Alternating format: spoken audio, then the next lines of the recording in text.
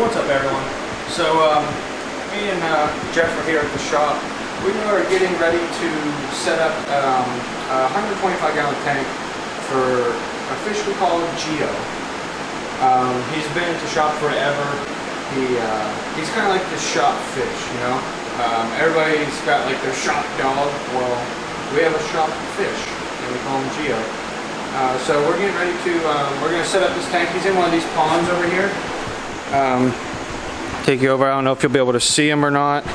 It's kind of dark, but we'll try to see him. Hold on. Scratch that. Gotta turn the air off first. Alright. So he's back there. Kind of hard to see him, but he's a monster.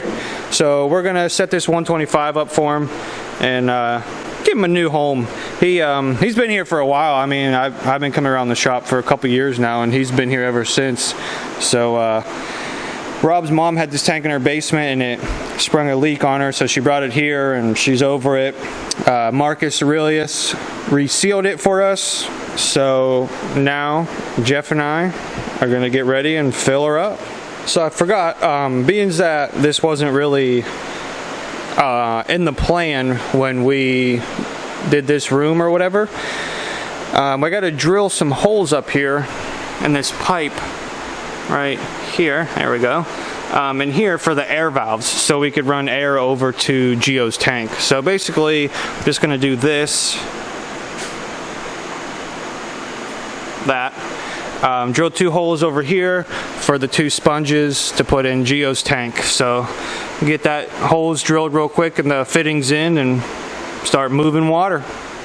Alright, so I got the holes drilled, the fittings in, and the air line on it.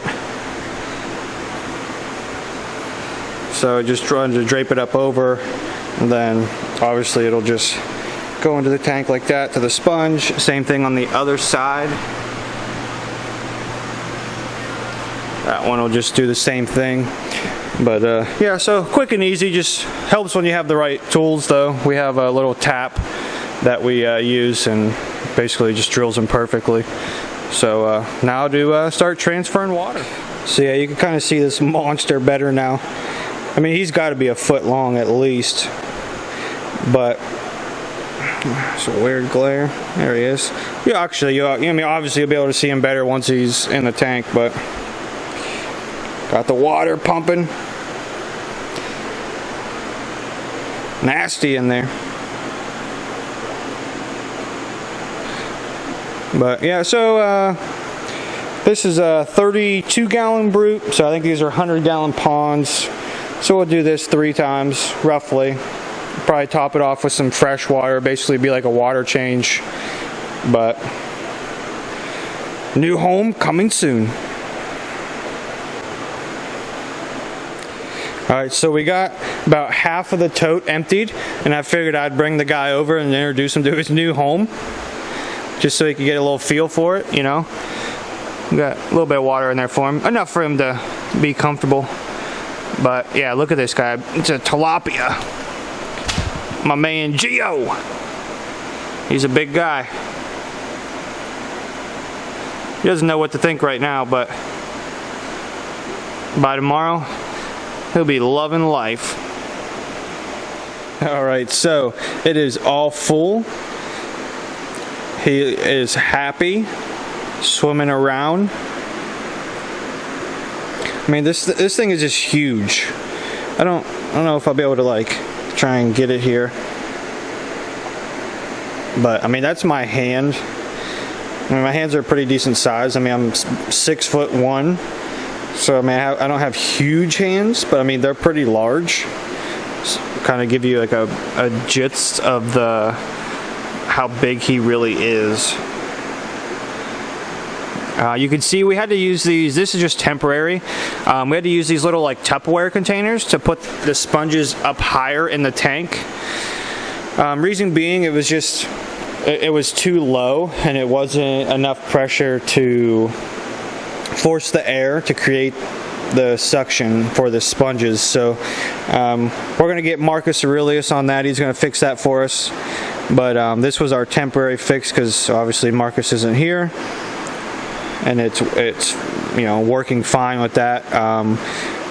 We don't really think he's gonna knock it off, at least we hope not.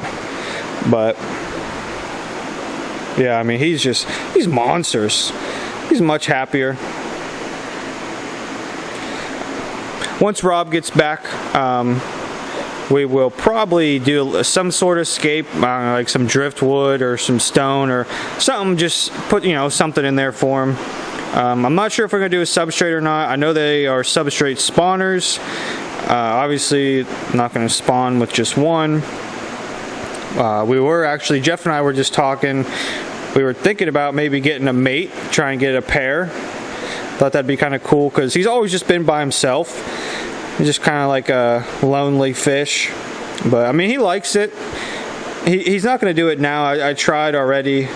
But before, he will actually eat pellets right out of your hand. If you just like put your hand to the tank, he will actually come right up to you and just basically you put the pellets right in his mouth. But he wants nothing to do with any food or my hand in the tank or anything right now. Usually, I mean, before you would just do this, and he was right there waiting.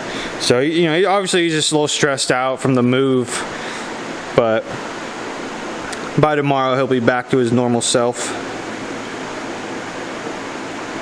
So, all in all, I would have to say my man Gio's happy.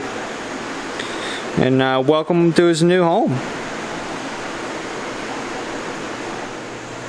Alright, so we're about a little over 24 hours later from setting him up. You can see he's all happy now. Comes to the tank. Or, sorry, yeah, comes to the tank.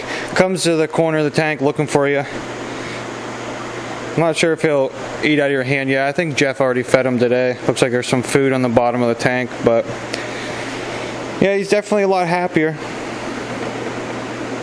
Yeah, he's not gonna do it. Oh, he might. See him peeking up? I'll go get some pellets for him.